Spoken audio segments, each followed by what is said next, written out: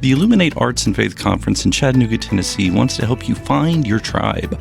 Do you get way too excited about quoting Wendell Berry or C.S. Lewis in conversations with coworkers? Does your Spotify playlist include hymns, a little jazz, and a whole lot of Andrew Peterson? Join your tribe at Illuminate March 31 and April 1 for education and inspiration from speakers Russ Ramsey, Douglas McKelvey, John Hendricks, and others. Find a complete list of session topics and ticket information at southern.edu/illuminate. In 2024, I set out to meet as many poets as I could and spend an hour with each one. I got more than I bargained for, more insight, more clarity, more hope. It's proved to be one of the richest highlights of my life. 17 writers, 17 deeply human conversations that made me sit up and pay attention. Franz Kafka once said, if the book we're reading doesn't wake us up with a blow to the head, what are we reading for? A book must be the axe for the frozen sea within us. And that's what I hope this new book will do. I hope it wakes us up, my friends. I hope these conversations will be the catalyst for something to be reawakened, re-enchanted, and reinvigorated. It's called An Axe for the Frozen Sea, Conversations with Poets About What Matters Most. I'm Ben Palpin, and I hope you'll come and listen in as I spend a little time with poets like Lucy Shaw, Malcolm Guite, Dana Gioia, and Lee Young Lee. Pull up a chair at the table as we dig into what it means to write well and to live well. An Axe for the Frozen Sea is now available from Rabbit Room Press. Visit the store at rabbitroom.com, or better yet, ask about it at your favorite bookseller. One of us was always there to catch the other one, and I've loved the role of trying to have somebody's back. Welcome to the Habit Podcast, conversations with writers about writing. I'm Jonathan Rogers, your host. Buddy Greene is a singer-songwriter and a harmonica virtuoso. Jeff Taylor is a virtuoso on the accordion, the tin whistle, the piano, and pretty much any other instrument he puts his hand to. Jeff and Buddy are close friends and musical collaborators who have been making music together in all sorts of settings and in all sorts of costumes for a decade and a half. I invited them to be on Sad Stories Told for Laughs because I knew they'd have some funny stories, but mostly because I get a lot of joy from being around friends who love each other as much as these two do. Jeff Taylor, Buddy Greene, I'm so thankful that y'all are on the Habit Podcast to tell some sad stories told for laughs. It's good. We got them. Yes. For listeners, I know I usually only have one guest. Buddy Greene's the one who talks like he's from Macon, Georgia, and Jeff's the one who talks like he's not. Yeah. I sound like I live right down the road from Jonathan. That's right. Which I still. And I'm a man with no state anymore. People in New York think I talk like Tennessee, and people in Tennessee think I talk like New York. So. That's sad. Yeah. You two have been playing together for, I think, Jeff, you told me 15, 16 years, something like that? Yeah. Oh, yeah. Mm-hmm. I think 16, something like that. Yeah, I corroborate that. I have said many times that the worst Buddy Greene gig out there is always a great story. So no matter what he asked me to do, if my calendar is available, no matter how weird it sounds, I know it's going to be a blast. And we're going to at some point, even if it hurts a little bit, or maybe if it hurts a lot, that's even a better story, because eventually 2 years later, we're going to be back in the van laughing our tails off. Yeah, that's right. Jeff, you were before we started recording, you were telling me that you are, and you can't blame this on Buddy, you're playing a show in a pirate costume tonight. Yes. I am. I'm playing a show. It's really a cool show. It's about a ship that Henry VIII had built in the 1500s that went down in 1545. It sunk. And in Chattanooga? Yeah. It's called The Mary Rose. And this brilliant British composer wrote a musical on it. And there's accordion in it because it's a pirate show. And anyways, they brought the boat up in 1982, and now there's a museum to that boat, and they've got like 19,000 artifacts from the boat. But really? Anyways, this church down in Chattanooga is doing a show on it, and this is a fantastic choir and this cool band, and I get to wear a pirate costume. So what could be better than that? That should prove to you that Jeff Taylor will do anything for anybody. I used to think I was special, but not anymore. I heard Jeff play a couple of weeks ago, and he played his accordion, then he played his tin whistle, then he played the piano, and it doesn't matter what instrument he's playing, he always sounds like Jeff Taylor. Which is great, yeah. Which is great, yeah. Yeah, he plays them all really well. I mean, he's virtuosic on keyboard instruments, and then he's good enough to make everybody else that plays their instrument mad because he's so proficient. No, I've fooled a lot of people. Actually, we've got corporate stories, but I'm going to go ahead and let my one individual story out here just because it's my personal humilitron. Years ago, I play in this band called the Time Jumpers, and we have been over the years nominated for 6 Grammys, and there was 1 win and 5 losses. And so Grammy number 3 and number 4 came along, I don't know, 12 years ago or so, and my wife had gone down to get the mail. Now my wife's the quietest, sweetest person you'll never meet, and she went down to get the mail and came back up, and I was in the living room sitting in the recliner being a good husband, and she was in the kitchen, and she said, "Hey honey, your dad sent this, or your dad's girlfriend up in New York, she sent an article from the local paper, and it's about you." And she said, "You want to read it?" And I said, I said, "No." I said, "I'm up to hear an affirmation this week. I get applause for playing wrong notes. You work your tail off around here. You never get any applause." I said, "Just toss it." And her hand started shaking, and she came in with this paper, and she goes, "Oh no, honey, you're going to want to read this."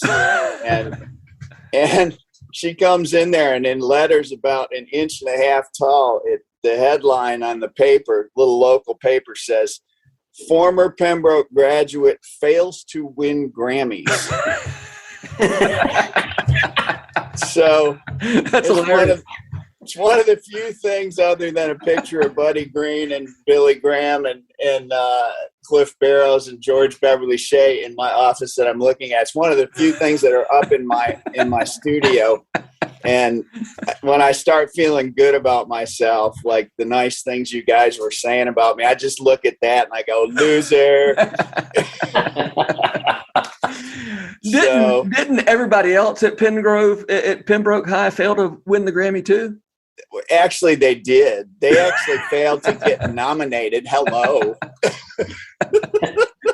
I'm picturing your whole graduating class winning the Grammy except you. Yeah. He's the only guy that failed. Oh, thanks for that clarity, Jonathan. Speaking of costumes, I don't remember the details, but Buddy once told me a story about a time y'all put on some kind of costumes on a late night television show. Yes, it was. I don't remember how it goes. So there's your turn, Rufus. Okay, it was on the Craig Ferguson show. It wasn't called. It was like late night or something. Late night with Craig Ferguson or something like that. He's no longer doing that. But anyway, he was this crazy talk show host, what you would expect in the wee hours of the morning. And I got a call one day from his producer saying they had seen a YouTube clip of me, and it was I was performing at a thing at Carnegie Hall. This thing had gone viral. I'm sorry, can I interrupt you just a minute? Yeah. My father-in-law sent me that video of you at Carnegie Hall, had no idea that I knew you, just said, "You'll love this." Yes. I've been sent it dozens of times by people going, "You'll love this." Yeah, I just got out of a van with him. I've had harmonica players come up to me and say, if I get that video one more time, I'm going to shoot you and then me. But anyway, this producer was obviously impressed enough to call me and say, "Hey, would you be interested in being on the Craig Ferguson show?" And, and I had seen the show, and I said, "Now, explain what you want me to do." And he says, "We just want you to come out and kind of be a sort of a mock band, okay. for the, because, it was late night. They were notorious about talking about how little budget they had. They didn't have a band, didn't have anything. His sidekick was a robot. Okay. That had, that only said 2 or 3 programmed responses, and this is Ed McMahon. Yeah. Yeah. That was, and so I was going to be the band. They were going up in the world, and when they been able to hire a harmonica player for their band. So I thought, well, that's crazy. Sure, I'll do it, and so last minute I called Jeff like the day before and said, "Hey," explained the thing to him. I said, "If you got anything to, why don't you just get on a plane with me and go out there and hang with me during this?" So he was game. So I was supposed to just jam with you in the green room and be your buddy. That's right. That was it. I just needed, I needed security.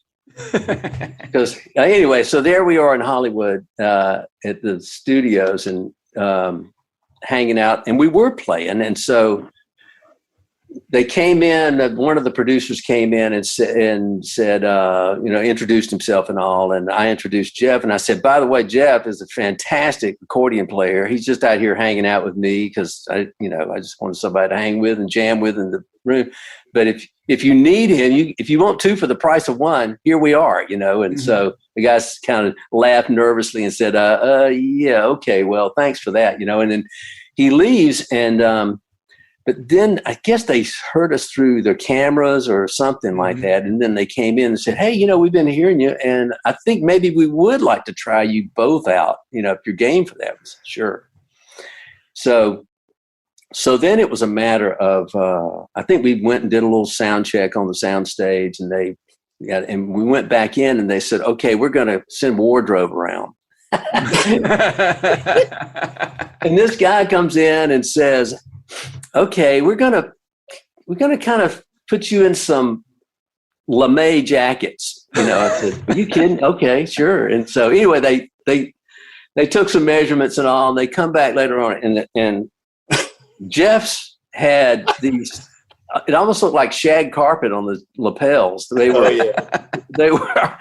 It was Vegas in its worst in the 1970s. Yeah, and then. Were just shiny blue lame on my lapels. And then we had, they gave us, shirts and ties, to wear with it. And so anyway, we dressed up and we named ourselves Rufus LeMay and Fuzzy Lapels. A great lounge act. If you've never seen it, you really need to come down and try the steak while you're there, And anyway, we were having way too much fun. And we finally, it was like 5 minutes before taping, and they came and got us and said, "Okay, we're ready to take you down." And we still had no idea what they wanted us to do. So we go down and we're waiting in the wings, and Craig Ferguson shows up, and he's just ebullient and, and just so overjoyed to see us. "Oh, you guys, I was watching you do your sound check, and this is going to be so much fun. Okay, here's how we're going to open this thing up." So he had a couple of regular props, and one of them was this horse, these 2 guys in a horse outfit. And then he had was a dwarf involved. He had a small person there, and he was dressed in a jockey uniform. Yeah. So he said. So anyway. Just go in there, and can y'all start playing something kind of lively? And so I think we picked Cluck Old Hen or something like that, some old fiddle tune. He says, and I started playing. He said, "Oh yeah, that's perfect." So you guys are playing Cluck Old Hen, And then the horse is going to come in, and the jockey's going to be behind him. He's going to be whipping the horse. He's just going to be chasing the horse around. I'm going to be talking to the audience, and we're just going to whip everybody up into a frenzy. You think you can do that? I said, sure, man. Why not? So we did it. I think we did it twice before he was satisfied with the intro, and then we were off and running. And every 10 minutes or so, he'd look over there and he'd go, hey, can we hear a little, you got any gypsy music? And then we do like 10 seconds of gypsy, and he'd cut us off and go back to his guest and start talking. And we played guests on and off, and he was reading a letter at one point. It started something about the mafia or whatever. I started playing Italian music. And so at the end, for me, the best part of it was that, I came out there to be Buddy's friend, and I had a day off, and I wasn't expecting any money, just a good meal in a hotel room and a hang with Buddy. Well, in the beginning, when they decided to use us, they said, well, girl comes in with a clipboard, and she goes, we're going to pay you for being on here. And so you get sideman pay, which was like $350. And I thought, wow, this is great. Now I get a little spending money. And, at the end of the show, the same girl shows up, and she's got another clipboard, and she goes, sign this contract. And I said, I already signed it. And she said, oh, we tore that up. She said, we're going to pay you both as artists because you were both so fun. And I wound up getting paid like $1,100 or something. Yeah. Thought, wow. Oh, yeah. They really did. They treated us royally. They treated us fantastic. It was great. And they put us up in a nice, hotel nearby, and we had such a good time. After it was up, they tape about 5:00 in the afternoon. So by 8:00, we were sitting in a restaurant somewhere and just laughing about the whole episode, going, "Oh man, we can chalk this up as another one." All right, I remember there being some humiliations involved. That just sounds like a triumph from beginning to end. So, what do you got?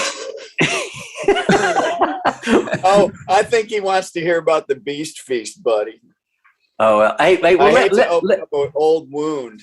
Let me go back and tell, since Jeffro told one on himself, let me tell one on myself. Okay. And there's a guy out there, a good friend of mine. He's like a mentor, a preacher friend, a guy named Steve Brown. And some of your listeners may know about him. He's been involved in radio. He's been, he's pastored. He's a Presbyterian guy. Mm-hmm. And he's been my friend for 30 plus years. And we've done a lot of things together, a lot of events where he would use me for music. And we were at this thing in West Virginia or something. It was at a big hotel. And so we were in one of the boardrooms or whatever. And there was maybe 150, 200 people there in attendance. And they were all, over 50. And there were like 2 or 3 hapless teenagers there against their will because their parents didn't have any place to put them that weekend, while they went to this Steve Brown conference.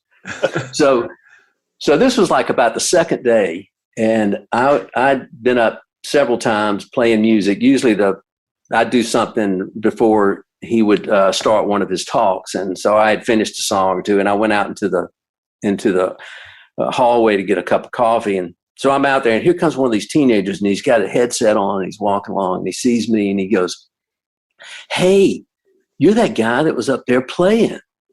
And I said, "Yeah." And he says, "Man, I was watching you. You're really good. I was watching you play guitar, and you were like, finger picking, and man, you played that bluegrass stuff, and man, that was really good. How long have you been playing guitar?" And I said, this was 20 years ago or whatever. And I said, I guess about 40 years, most of my life. He goes, "Oh, wow, man, you're awesome on that guitar." And he said, "Oh, man, that harmonica is like off the charts. I never knew you could do that with a harmonica. How long have you been playing harmonica?" And I said, "About 30 years or so." He said, "Oh, man, that's so cool, dude." And he goes, "And man, those songs, I never heard those songs. Did you write those songs?" And I said, "Yeah, a lot of these I've done. I think, they're original songs and all." And he goes, "Man, those are good songs." And he goes, "Why aren't you successful?" and there was like, you could almost hear the rim shot off in the wings. My head had gotten the question so for Jeff inflated. Taylor. Why did you fail to win a Grammy? Yeah, exactly. But and then, you know, it was so funny because by the time we had gotten to this, a couple of Steve's cohorts had walked over to hear this whole thing, and they were watching my head swell inside, and admiration that I was impressing a youngster, you know, and then they just hit the floor laughing when they saw me deflate.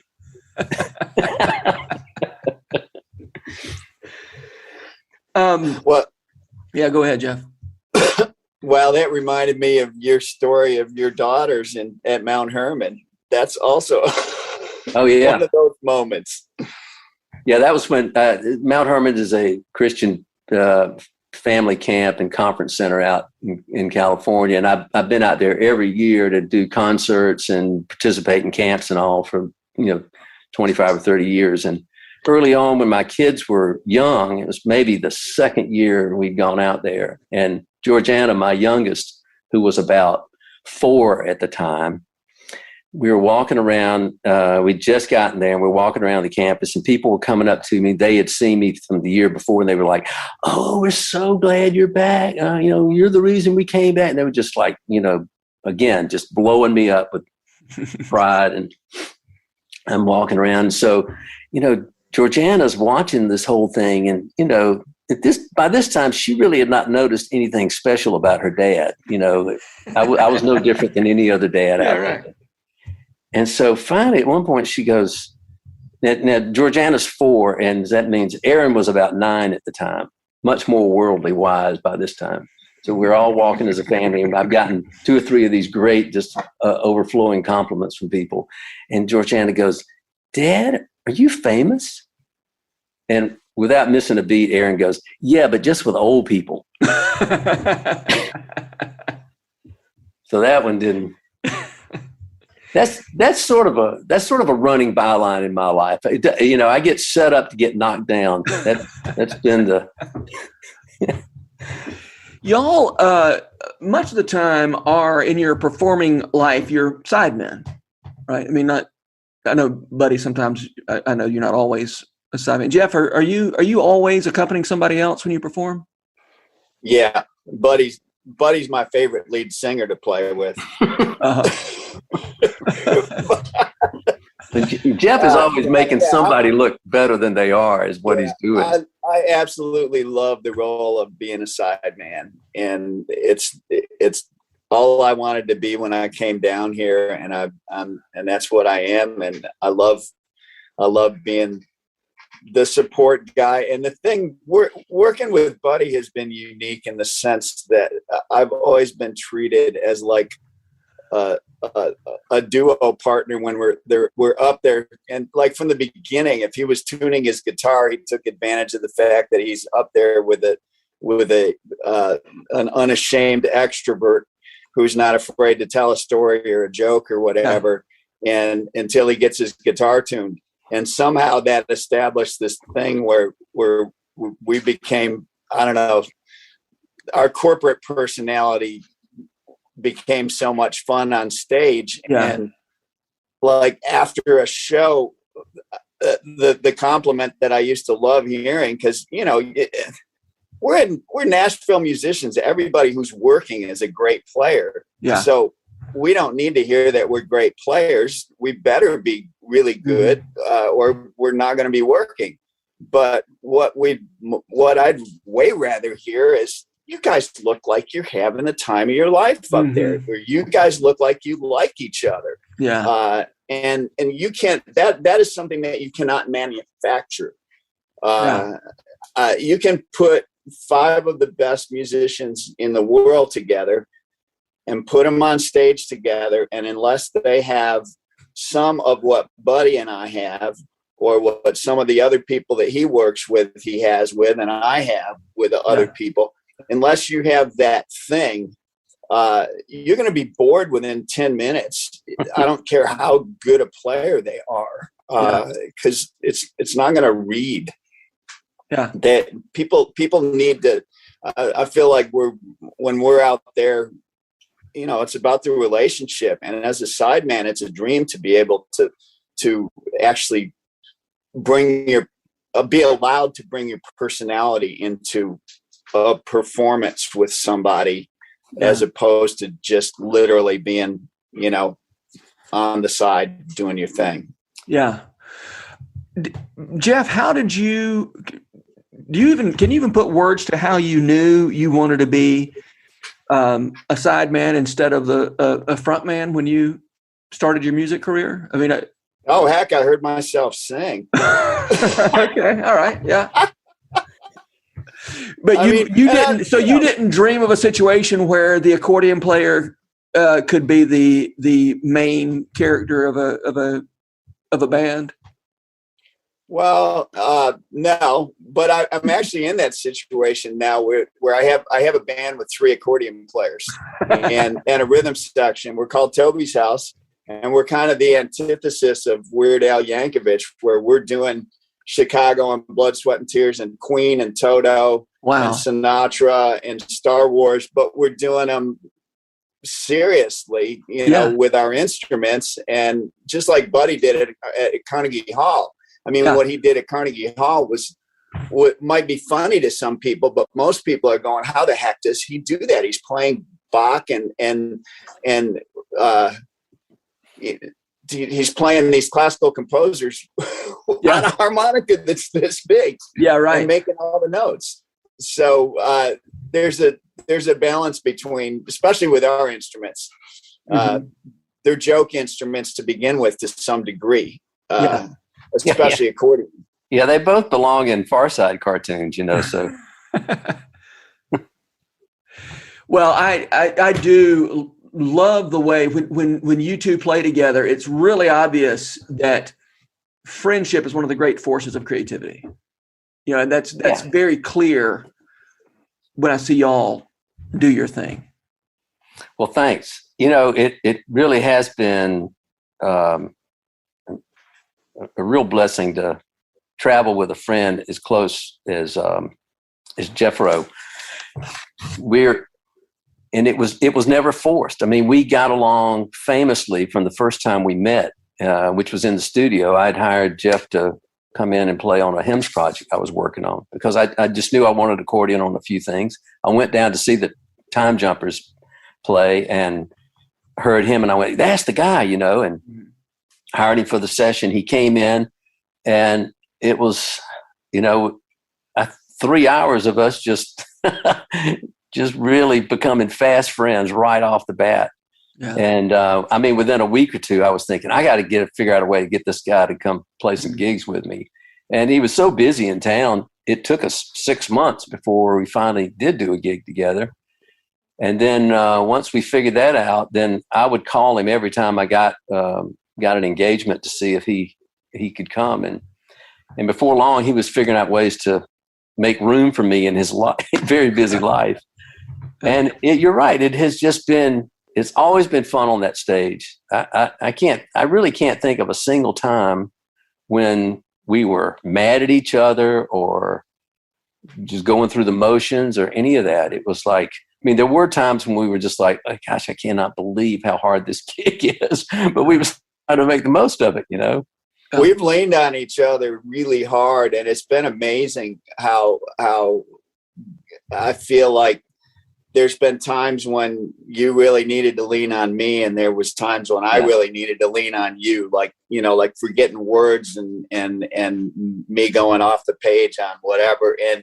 But one of us was always there to catch the other one, and I don't know. I have loved that, and I have loved the role of trying to have somebody's back. And the one funny story that comes to mind was when we were playing the Skirmerhorn, and I don't know how I found out, but you had left your harmonica backstage. We had just done Married Did You Know? And you left your harmonica backstage, and we're there in front of the symphony. And I realized it, or you signaled to me somehow, and it was as far as it could possibly be. And I left the piano, And it's like he was like an Olympic sprinter. And I left the piano and I ran through this corridor and that corridor and that corridor. Finally got up to our dressing room. I dug out your C harmonica and your Marine band, and I raced back through those hallways just as they were announcing that you were going to do the classical medley. And I got up behind. He had his hand behind his back, snuck up behind his back, and slipped his harmonica to him, and then slipped back to the piano or grabbed my accordion. I was like, wow, this guy is lost on the audience. That was one of the first times that I realized that Jeffro was worth his weight in gold.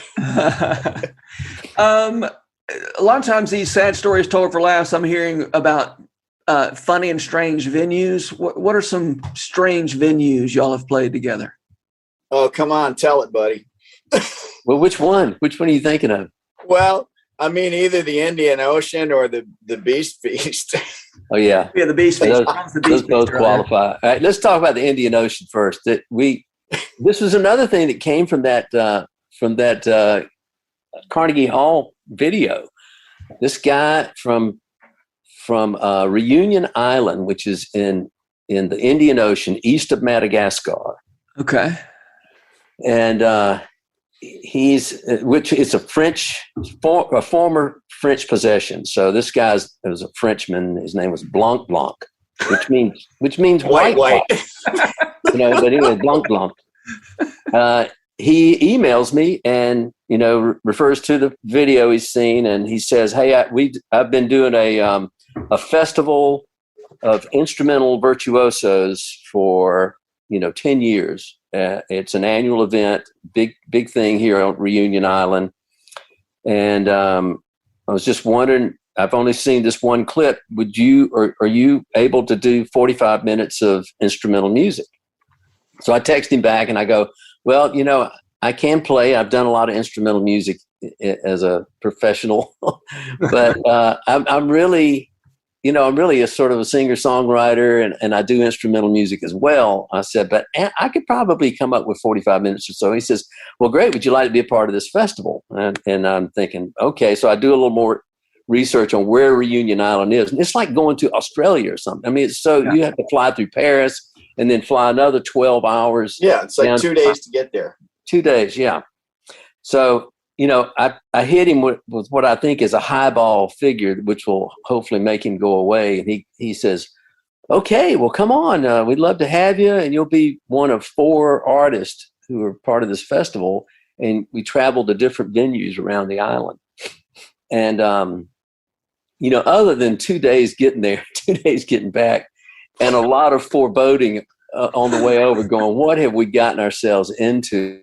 It turned out to be delightful. They had a string section for us to play with, and if we wanted to, we were with some incredible musicians. There was a pianist from Russia, Valentina Lisitska. Yeah, amazing virtuoso on the piano and world renowned. I'd seen her play before at a classical music festival once, and then there was a great guitar player from Sweden, I believe, some Scandinavian country. He was phenomenal too. Really great instrumental guitar player, and then a Russian balalaika player. This guy, he looked like Harpo Marx. He looked like Harpo Marx. He played like Jimi Hendrix on a balalaika. I got his name. His name was Alexei Archipovsky. I think. Okay. Archipovsky. Anyway, fantastic musician, and he just sat there with a 3-stringed balalaika, and was amazing virtuoso, and could just keep an audience spellbound. So, and then here we were, like I said, refugees from a Far Side cartoon.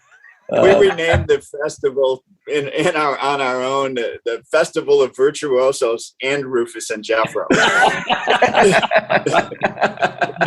But we just had a ball. We had a really great time. It was good camaraderie with everybody involved, and a they lot had of us good play stories. last every night. Wow.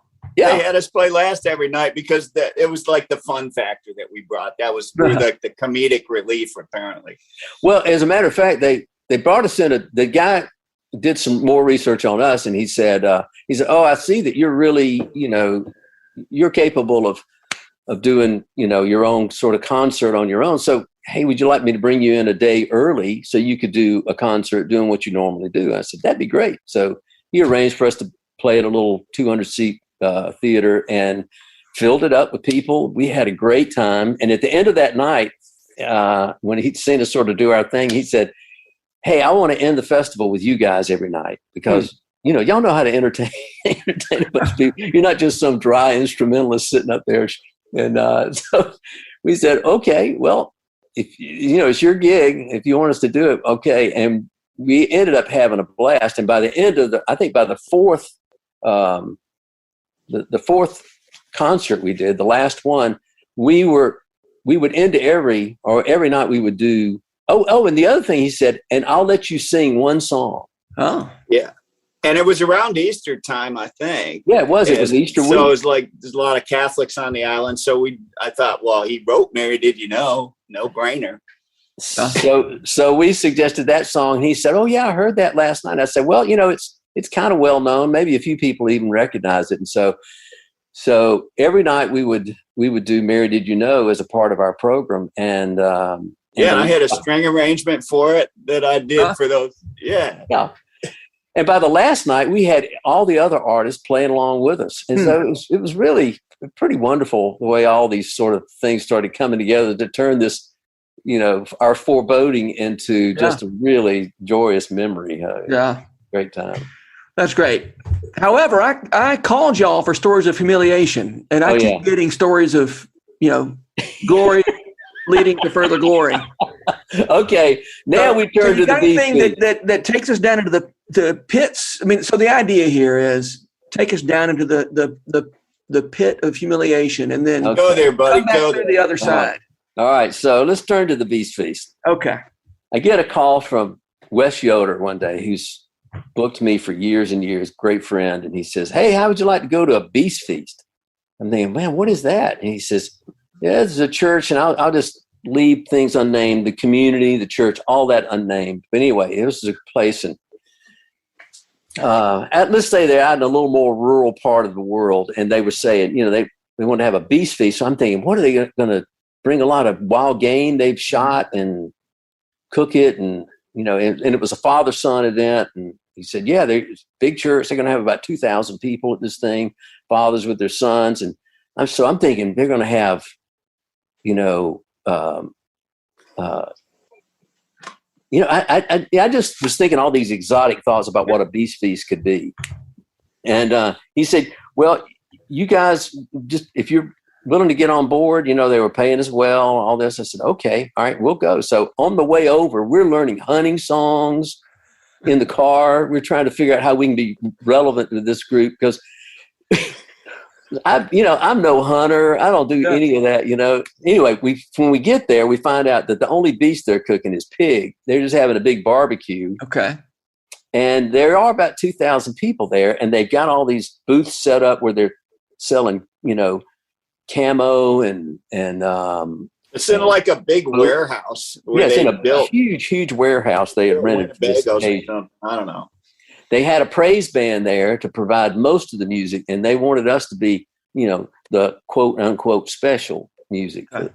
And how that worked out is that they would, at various times we found out whenever they wanted to transition from one thing to another, like, okay, it's time to get up and everybody get in line to go get their meal. Then they wanted us to come out and play, basically while nobody's listening, while everybody's getting up and just going and shuffling through there and making all this noise. So you need 2,000 chairs, like metal chairs, squeaking as they moved on a concrete floor in a cavernous warehouse. And then they're all talking amongst themselves. Come on, boys, let's go hunting. So we do this 3 or 4 times and get ignored, through every one of these. Nobody knows who we are, anything. It's just like, oh my gosh, just hang on. It'll be over sooner or later. And So finally we take our seat because, so one of the big things that they really went crazy over was this guy showed up with an attack dog. Okay. Like he had a German Shepherd and he had his left arm wrapped in tape and all this stuff. And he would go, huh, something. He'd give some signal to the dog and the dog would attack him. And, and they would just it was like a blood sport. I mean, this crowd would just go nuts over them. So at one point, I leaned over and I said, boy, this is going to be a new one for the resume, Jeff Brother. We've opened for an attack dog, And then the balloon guy got up. Oh my gosh. Yeah. It was time for the young folks, for the sons to be taken away with the youth leader. And this guy shows up, and I'm not kidding. He looked just like Jack Black. And he was wired just like Jack Black. And he gets up there and he's got a leaf blower, a gasoline engine leaf blower. And he huts up the stage. Hey, everybody! Hey, we're gonna have so much fun today. Just give you a little taste of what we're going to be doing. And then all this just really loud metal rock music just starts pounding through the speakers. And he fires up. No, I'm sorry. He takes out this balloon. It's a deflated balloon that's, probably 4 feet long. Huge. 4 feet deflated. And he puts it on the end of the leaf blower, on the nozzle of the leaf blower. And then he fires up the leaf blower, and this thing starts inflating. And it gets to be like a diameter of about 6 feet, Wow. And then he puts down the leaf blower. He takes this thing, it's all inflated. He puts it on his head. And so he's got this huge balloon on top of his head now. It's about 6 feet up over him. And then everybody's just they're going nuts. They're going crazy, clapping their hands off. And then he pulls it down over his head. Now his head's in the balloon. And they go crazy again. Then he sticks one of his arms up into the balloon. What? And then he sticks the other arm up in there, and slowly he starts working this balloon down over his whole body. And finally, he's inside the balloon. And, you can sort of still see him in there and all. And then he starts pulling out other balloons out of his pocket and starts blowing them up and making balloon animals and things out of them, And they're just going crazy. Everything he does just keeps adding to the fervor, And so... And then his last finale was he blows up these 2 balloons and he ties them together and he holds it up, and they're making a cross, and he holds them up, and everybody in the room just starts praising God, clapping their hands, raising their hands and all. And I leaned over. I mean, by this time, Jeff and I are looking at each other. We're just like, where are we? What is going on? And so then he pops the big balloon, leads all the kids off, and we're left with the old guys, with their fathers and all, and ourselves, and we sit there, and then they bring out the speaker. And the speaker was a big game hunter, but the guy who hired us, and he said, now they think he's a big game hunter, and he is, but he's really a preacher. It was like a bait and switch. And the guy was really proud that he had pulled this off. And so the guy gets up there and tells this whole story being in Africa, this hunt, and he had what I called religious Tourette's. He would be telling a story, and all of a sudden he goes, "That's just like Satan, like a lion roaring." And at that point, I'm passing Buddy notes like, "Call security," and so then at the end, the guy looks at Buddy, the guy who hired us, and he told him he was gonna tell him what he said. Oh yeah, This was the final humiliation. Yeah, he was kind of in the wings over there, and he motioned to us to come. So we get out of our chairs and walk over stealthily to the side of the stage, and he has us back behind the curtain, and he just says, all right, he's wrapping things up now. So can you guys go back up there with me and just start playing something kind of soft, like, instrumental on you just play like softly and tenderly. And I said, yeah, I guess we could do that. And he goes, yeah, good. I want you, while y'all are doing that, I'm going to be pulling in the net. And I'm like pulling in the net. He says, yeah. I'm just gonna be pulling in the net now because he's gotten them all ready. And I'm just like, oh my gosh, this is the most manipulative thing I've ever seen in my life. And so we're like, well, okay. So we go out there and we start playing, softly and tenderly, and they do their, invitation, whatever you call it. And it was really, they were passing out these cards that were get them to sign up and give them all their information so they could get them on the mailing list. And if you signed up, if you didn't sign up, you didn't have a chance to win the trip to Africa or the 4-wheeler. They were giving away a 4-wheeler and a trip to Africa. And if you gave them your information, you had a chance to win that. So the whole thing was like the most manipulative thing we'd ever seen in our lives. And, we're looking at, well, we did bring enough CDs to sell to 2,000 men, and you can tell them about that. Yeah. So finally, this thing was mercifully over, and we go over to the table, and it's all still there. Everything that we brought is still there, except for one CD, which the guy who hired us just felt so bad that he bought one CD. So, and then he hands me my check and says, well, you guys did a great job. Thanks for coming, and so we pack up and all. So, yeah, that was about as low as it ever got right there, I think. But it's still a good story. It is a good story. And I'm glad y'all had each other through that. That would have been pretty painful to be doing that on your own, Oh, gosh. And to think, am I the crazy one here? Right. The day we had to drive back, we were over in Arkansas, and we had to drive back to Nashville to get back in time to do a thing at the Bluebird Cafe. And I've never felt so good to be. That was a purge. It was. It felt like I was going to church, to real church when we went to the Bluebird Cafe. Oh man, I was just so glad to just be among normal people again. Yeah. Well, boy, that's a downer. Thank you. we did laugh, and that was the. Oh yeah. In fact, I know. Probably it took us several weeks before that was just a dark experience for us. But finally we could laugh at it. Oh, you're so sensitive. I was laughing the next day. Oh well. With that, thank you so much for being here, Buddy and Jeff. Y'all are great. Y'all bring a lot of joy to the world, and you brought me a lot of joy. I love seeing you do what you do. Thank you, Jonathan.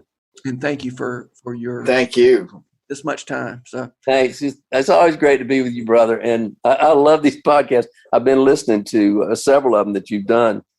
Some great stuff. So thanks for having us. I got to drive to Chattanooga today. I'm going to download one of them. What's the thing that where do I go? Podcast. Yeah. The habit. The habit. Yeah. And are you going to be wearing are you going to put on your pirate costume after you get to Chattanooga, or are you going to drive in it? Oh, I'll send you a picture. Okay. Oh, I might drive in it. Yeah. Please do. No, my 3-cornered hat is down at the gig, unfortunately. That's too bad. We can still do the bandana. There's actually a video on YouTube of Jeff and I and our good friend Trisha Walker playing at a Christmas gig someplace. And right at the last minute, we're about to do a fiddle medley.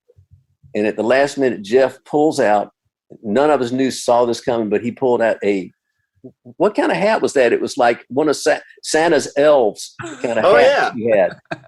And he threw that thing on. We could hardly play. We were laughing so hard. And then it didn't stop there. He kept bringing it all through So yeah, this man is notorious for costumes and off the cuff remarks. So. Oh yeah, I did. I still have the toupee that Mike Card gave me, and I put it on underneath my hat at Laddie Lodge once, and Buddy didn't know that I had it, and he turned around to look at me, and I I'd pull my cap up and there was some hair hanging down there, and I took my hat off. It was like this bad preacher tooth. I think Ernest Angley or something, man. All right. I'll talk to you guys later. All right, bye. This podcast is brought to you by The Rabbit Room, where art nourishes community and community nourishes art. And all our podcasts are made possible by the generous support of our members. To learn more about us, visit rabbitroom.com. And to become a member, rabbitroom.com/donate. Special thanks as well to Taylor Linhart for letting us use her song Diamonds as the theme music for Season 3 of the Habit Podcast. You can learn more about Taylor and follow her work at taylorlinhart.com. The Habit membership is a library of resources for writers by me, Jonathan Rogers. More importantly, The Habit is a hub of community where like-minded writers gather to discuss their work and give each other a little more courage. Find out more at thehabit.co.